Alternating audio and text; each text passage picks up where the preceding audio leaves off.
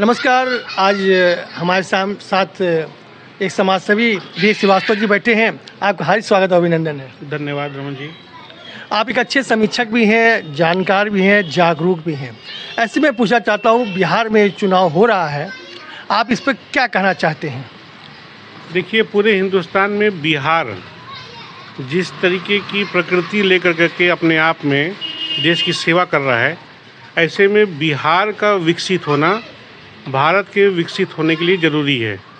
पिछले 15 से 20 सालों में एनडीए की सरकार ने वहाँ पर विकास के चारों तरफ की योजनाओं को जो चालू किया है, उसका नतीजा आना अब शुरू हुआ है।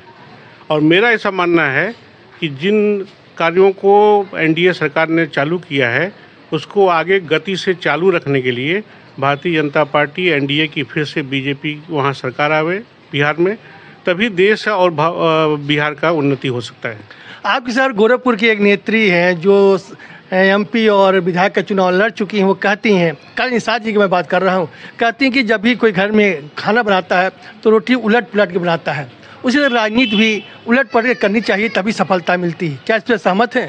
देखिए, इस तरीके की राय रखने वाले लोगों से मैं कहना चाहता हूँ, केरल में, तमिलनाडु में, पश्चिम बंगाल में, जहाँ कई वर्षों से सरकार चल रही है, वहाँ ये सब राय जा करके दें। जहाँ विकास का काम बहुमुखी तरीके से चल रहा है, वहाँ रोटी उलटने का कोई तौर तरीके का राय देने का कोई तरीका नहीं है।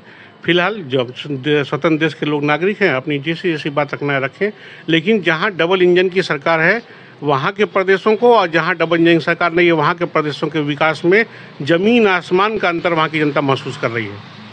राहुल गांधी कहते हैं कि मोदी जी चुनाव जीतने के लिए किसी हद तक जा सकते हैं, वो नाच सकते हैं, गा सकते हैं, कुछ भी कर सकते हैं। इस पे आप क्या कहना चाहते हैं राहुल गांधी को? आप देखिए, भारत में कुछ ऐसे नेता हैं जिनके बारे में राय देना अपना समय नुकसान करने के बराबर है। जब हमारे पास ज़बरदस्त नेता है तो हम ज़बरदस्ती के नेताओं के बारे में क्यों चर्चा करें। बाकी वहाँ की जनता, बिहार की जनता को मैं नमन करता हूँ। बिहार की धरती ने तमाम ऐसे सपूत देश के लिए समर्पित किए हैं। जैसे लालू यादव नहीं, अब वो अपवाद हैं। ये लोगों ने जो भी किया है वहाँ की जनता जानती है। अगर हम कुछ कहेंगे, आप कुछ कहें तो अलग बात है। पूरा देश जानता है कि लालू प्रसाद का क्या योगदान है और राजेंद्र बाबू का क्या योगदान है। दोनों लोग बिहार के थे। जो उन लोगों ने अपने तन मन धन से वहाँ के बिहार की धरती को सींचा है, उनको समर्पित ये सरकार आगे भी देश हित, विकास हित में काम करती रहेगी। जैसे आपने कहा है कि लालू अपवाद हैं, लालू चुनाव तो लड़ नहीं रहे हैं। अब युवा नेता तेजस्वी यादव मैदान में हैं। वो कहते हैं मैं पूरा पलट के रख दूंगा, विकास गति तेज होगी और 20 महीने में रिएक्शन चालू होगा और एक लोग घर में मैं नौकरी दूंगा। इस पर आप क्या कहेंगे? देखिए, एक कहावत, जब ये कहावत बना था ना, जब दुनिया में कहावत बना होगा तो ऐसे ही लोगों को ध्यान में रख के कहावत बना होगा। क्या कहावत?